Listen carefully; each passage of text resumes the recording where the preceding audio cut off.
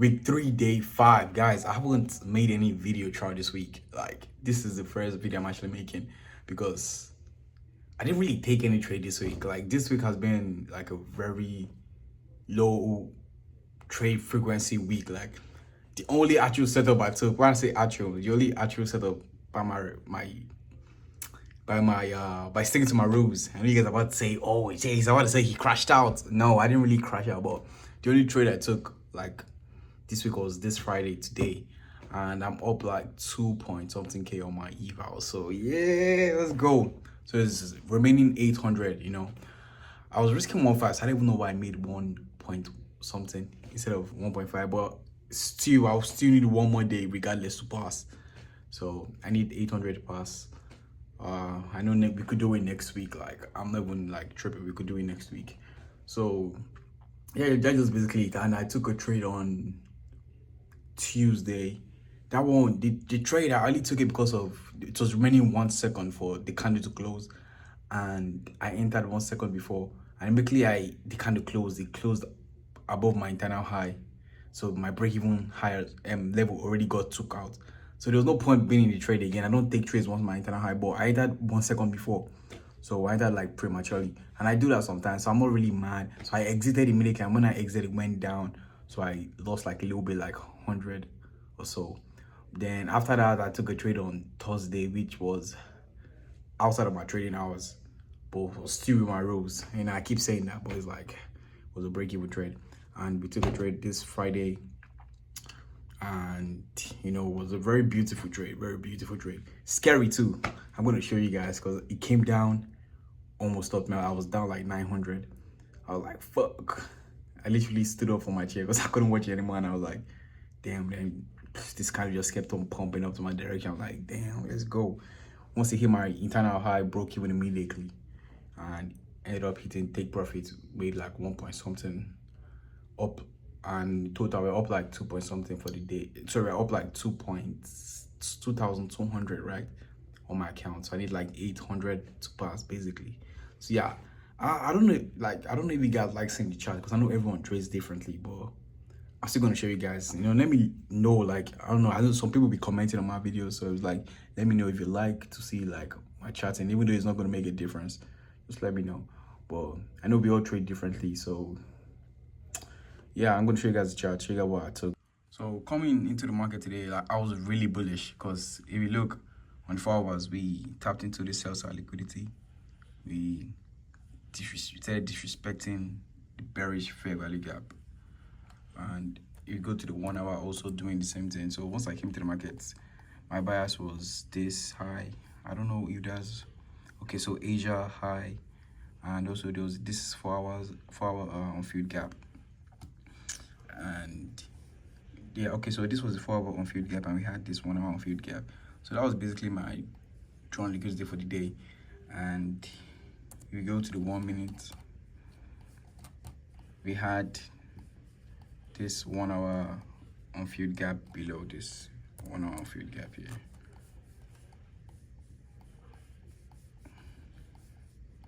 So we had this 1 hour on field gap here, which we tapped into around 9:30 or so. I don't know, around 9. Let me see, what time did we tap into it? We tapped into it around 9:45. So once we tapped into it, I really wanted to enter on this. I marked it out because this is not part of my rule to enter, but I've seen a lot of trades work out like this. We tap into an hourly gap, and we just create like an inversion like entry. If you go to the 5 minute, there was no fair value gap, so we use the highest time frame inversion. That's what we enter on, and I think the highest was 3 minutes. So from 1 minute to 5 minutes, so the highest was 3 minutes. So the entry was obviously at the close of this 3 minutes, then stop loss below the gap.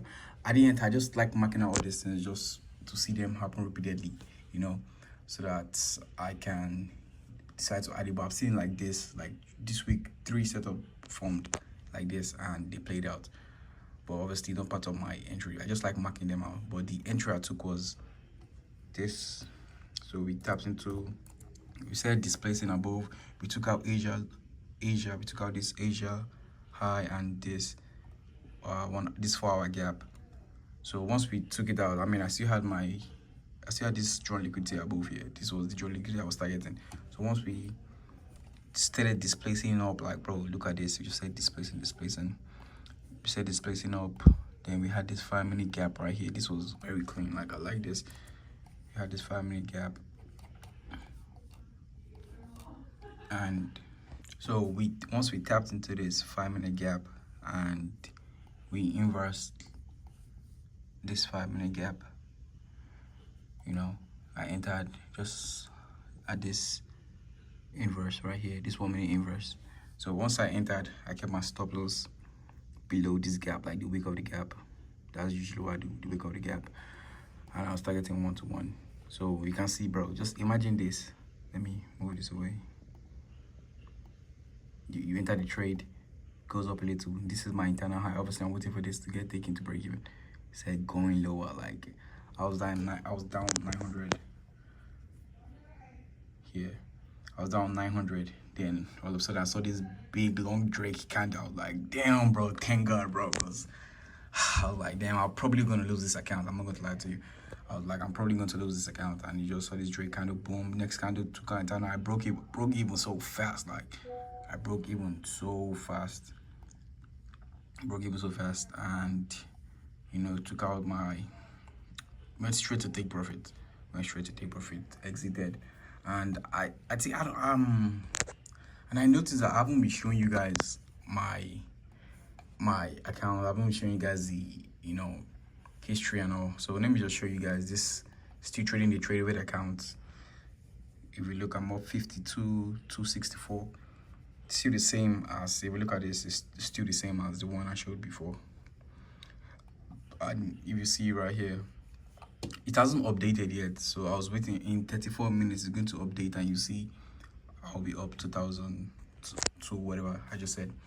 Oh, okay, it just updated. Oh, nice. Because I was waiting for like this. Oh, okay. Wait, am I tripping? He updated, but he went back. I caught this on camera. I'm not tripping. But yeah, I'm up like 2,000. So that's like 4 point something. I don't know. So many 800 and I pass, and yeah, like, and I'm gonna do it. Then after that, you know, make it pay out, and we'll go from there. This week was really a calm week. Like, there were a few times where I felt like, man, like, I'm not taking a trade. Like, what am I even doing? Like, is this shit gonna work out for me? Like, I was doubting myself a little bit, and you know, it made me to, and I was really confused because when I don't find the trade during like the time frame where I trade 9:30 to 11, so then I still feel the urge to trade from like 11 to, you know, there's New York AM session and there's New York PM. I trade New York AM, so I feel like sometimes I feel the urge to trade New York PM session, and I don't know if that's a good thing because the same entries I kind of take as well, I usually look for, but I haven't tested them out. But so far, like, me looking for trades, I'm marking them out on PM session. They all look very similar to me. So, but at the same time, I need to backtest before I think of adding something. I can't just, because of, I feel the urge, I'm going to do it. So I feel like there's still a lot to work on. Definitely still a lot to work on. And, you know, I just need to find that